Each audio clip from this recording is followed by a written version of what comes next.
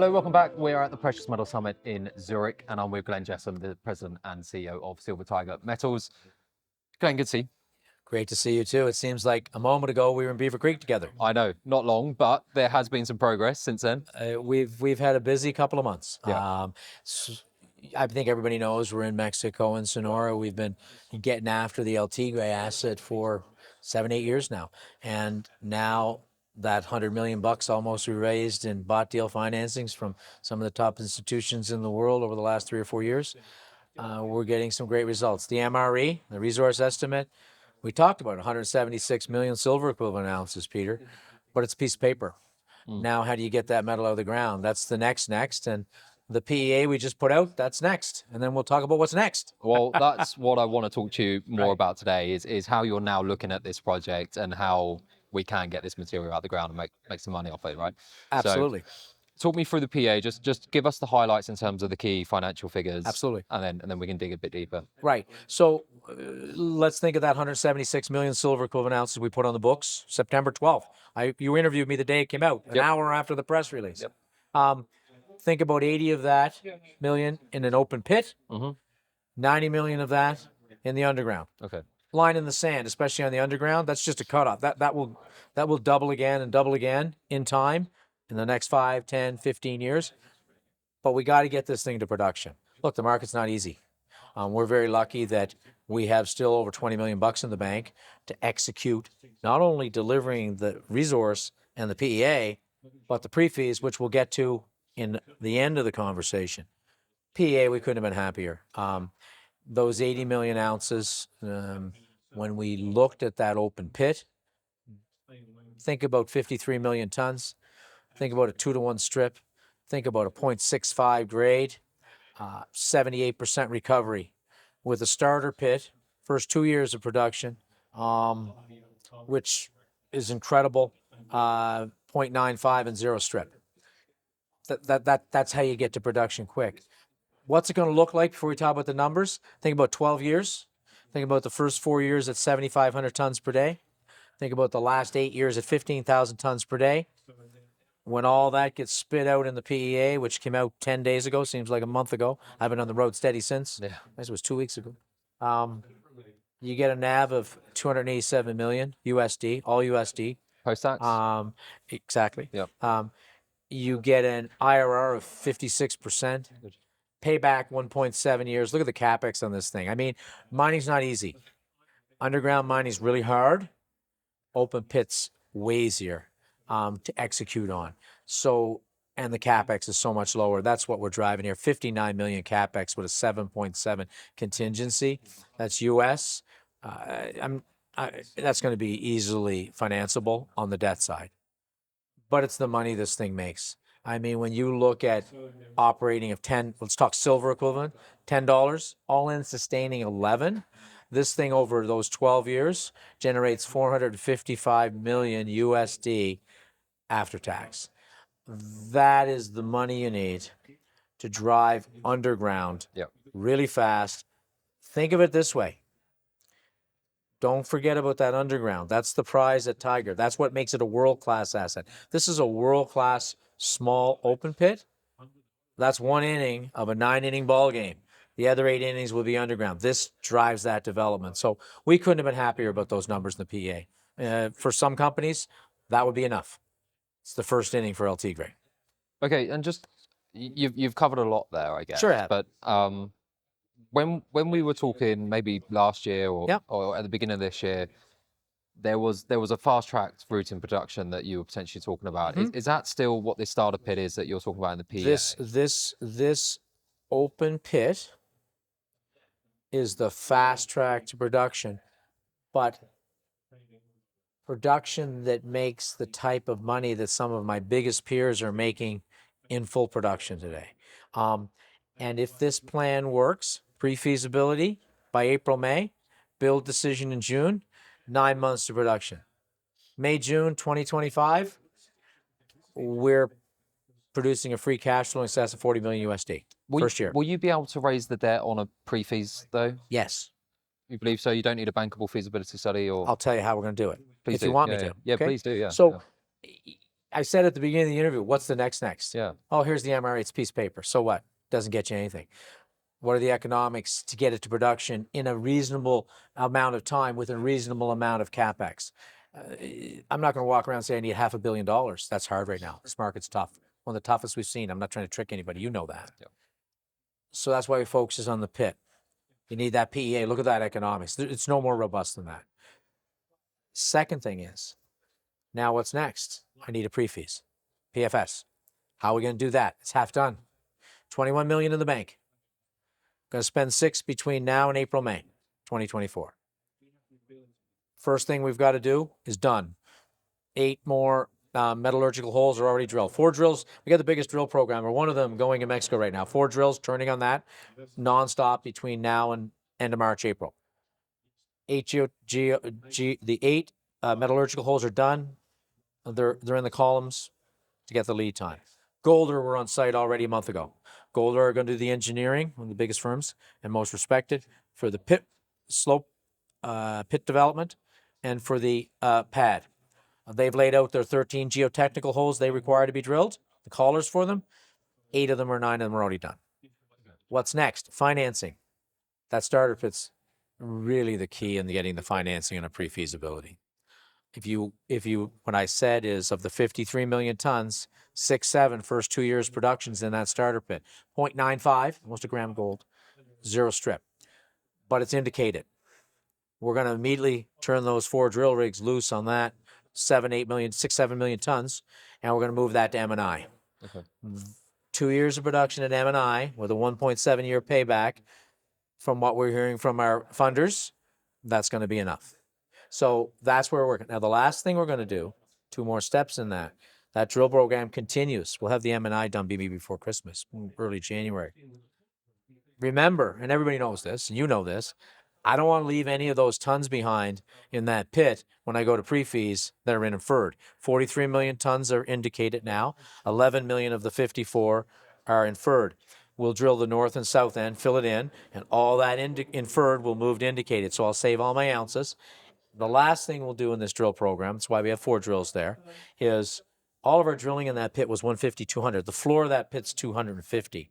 So we got to do those deep holes. We think, conservatively, 15 to 20% increase in the tons we have now by April, May. Most times, PEA to pre-fees, you lose. Yep. We think we're going to add tons, and which adds maybe a year or 2 more of mine life to the 12. So that's the plan between now and March. Funded for it. We'll spend the money. It's half done.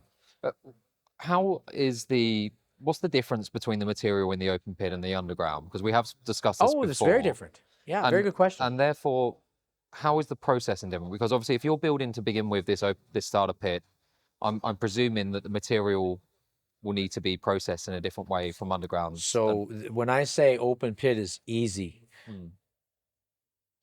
people should think of El Tigre as an epithermal system where you have a vein, daylights comes to surface. And at different areas where that vein passes through different type of rock, you have an event takes place. At surface, call it great plumbing, call it stock work. When that vein came to surface in that 250 meters of the El Tigre formation at the top, you had a blowout of almost all gold. The veins are 80% silver, 20% gold. There's the silver mine, always was. That's what it was historically. But we had a blowout of gold there. So those 100, 150, 120 meter benches in that open pit, more than 90% gold, only a little silver. Okay. Why we get that 78% recovery.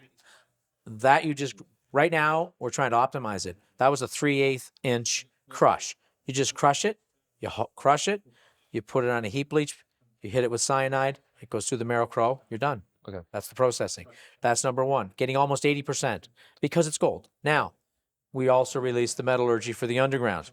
Totally different animal. There, you've got, you'll have 2 concentrates in the underground. I'm getting ahead of myself here because that'll be in the new PEA, because we'll put a PEA out. There'll be 2 cons because you've got the sulfide zone, the shale, and you've got basically the veins. But the sulfide zone, 99% recovery in a flotation circuit, which is a mill. The shale, 98%. Those numbers are already out there. In flotation, which is the mill. So a different processing altogether for the underground and the open. The open pit, easy, really hard. But this 59 underground. million capex, because like I said, it's very achievable to raise that sort of 100%. money. Yes. That covers you to build the processing for both the open pit. No, that is No, just the open pit. Okay. Stay tuned on. So there will be a stage 2 There'll that be a you'll need to stage two. fund through the So open pit what revenue. people are going to see is, remember, the open pit, even though those economics would be enough for most companies to build a beautiful company on, that's one inning of a 9-inning baseball game. Okay. The other 8 will be the underground. That will drive the underground development. That will drive the building of that money of the processing facility.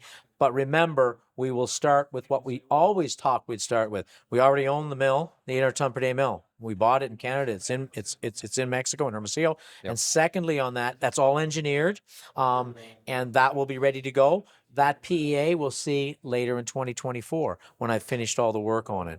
But the open pit will more than fund all of the building of that and all of the underground development. So there'll be no more money need to be raised. That's why the open pit's important. Okay, so in theory, the open pit will not only you'll pay back the 1.7 years, 1.7 years. and then you'll also have enough revenue to actually build the underground and the plant that's required for the And underground. far in excess of what we need. Okay. Let's call, look, people, if you want to guesstimate, putting that 800 tons per day in production as we see it now, not the underground development, but we've got that all engineered. Call that 30 million USD. It's not a big expenditure. We've done a lot of the work on it already.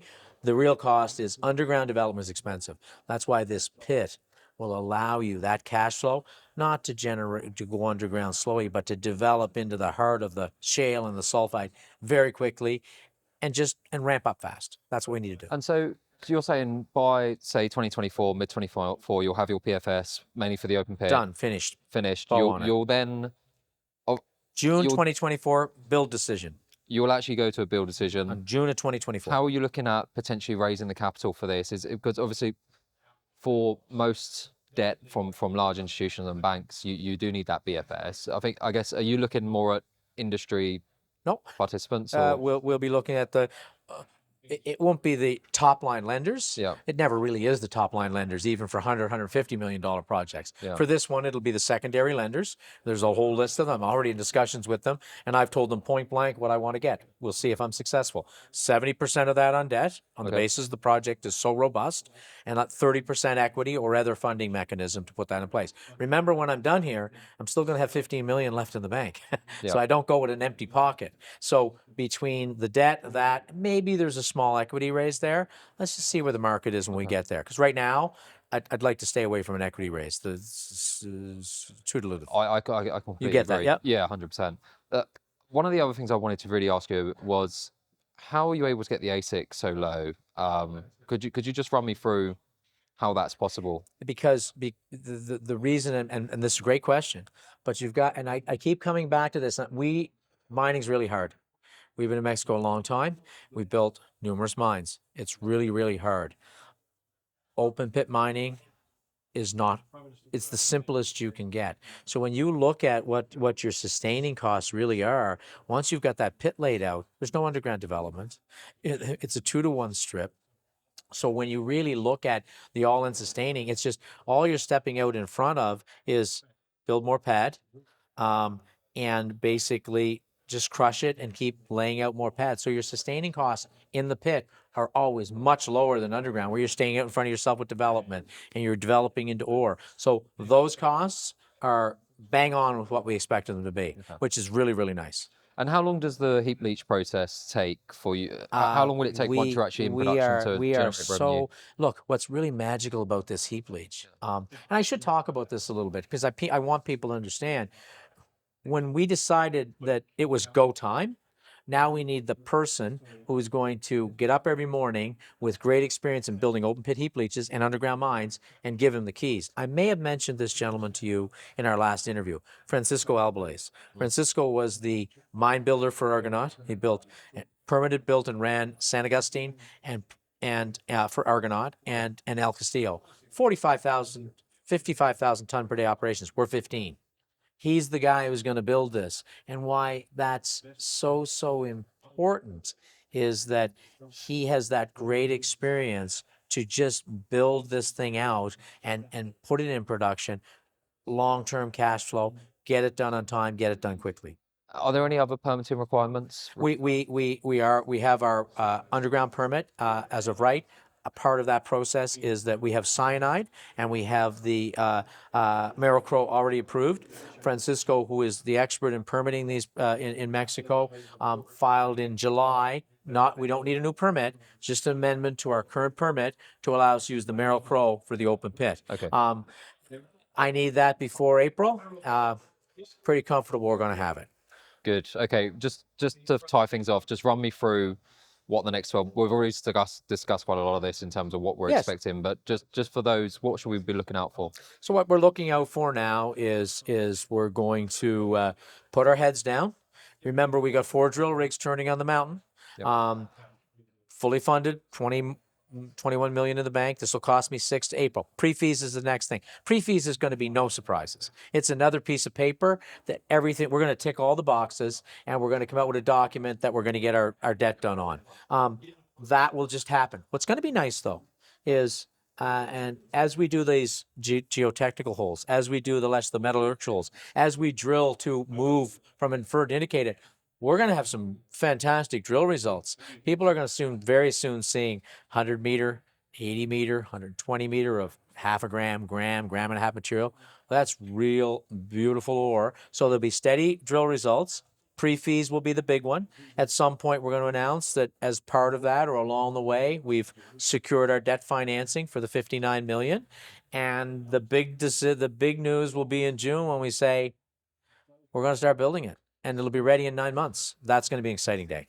And that's coming. It is nice to be able to chat to you and be able to work out, you know what, this isn't a project hopefully that's going to take a decade to see the light and see some. We've already put the 8 years in. Yeah, It was 8 years. True, but no, it's exceptional that you are able to look at the project in this way. And, that's right. And actually be able to generate some value faster for your shareholders than what otherwise you might have done. So, and Peter, what's really important though is the value proposition. Look, it's really tough out there. Yeah. Okay. And you know, the gold price, we love it. We build mines, we make metal. The silver price, we love it. If you look at our peers, and people know who our peers are, and you compare us to them, we're right there. Because they executed and either are building, not even built, or have just built a silver mine of similar size to what we're going to have just with the open pit. They are being rewarded with a 1.3, 1.5, 1.6 NAV. Okay? I'm not rewarded yet. I get rewarded in the next 6 months. I'm trading at 0.15. Think about that. Yeah. All I have to do is execute between now and June and get this in production. And I go to 1.4, 1.5. Everybody knows my NAV is 300 million US. It's pretty simple what's going to happen. No, and look, it's an amazing trade. And I think the main thing is that a lot of what you have been saying over this last year you've actually done it. And I'm looking forward to continuing this conversation. And next time we chat, I'm hopeful there'll be maybe the PFS, No, I think I don't know when we'll chat next, but I know we're going to chat in Beaver Creek. So I want to sit with you in Beaver Creek and say, man, we're 3 months in. Looks like Francisco was right. It's going to take 9 months. Yeah. And we're going to be within 5 or 6 months of being the next great silver producer in the world. And that's the path we're on. If we talk before that, and we will, maybe an update when the pre-fees is there, when we're making the decisions, when we get the debt. I want everybody to know we're working, but it's important for us to do what we say. So far, we've done everything we said we would. Yes. Hopefully it keeps going. Not hopefully, it will keep going. Well, I hope so too. Ben, thank you for your time. Thank you. It's always a pleasure seeing you, man. You too. Thank you.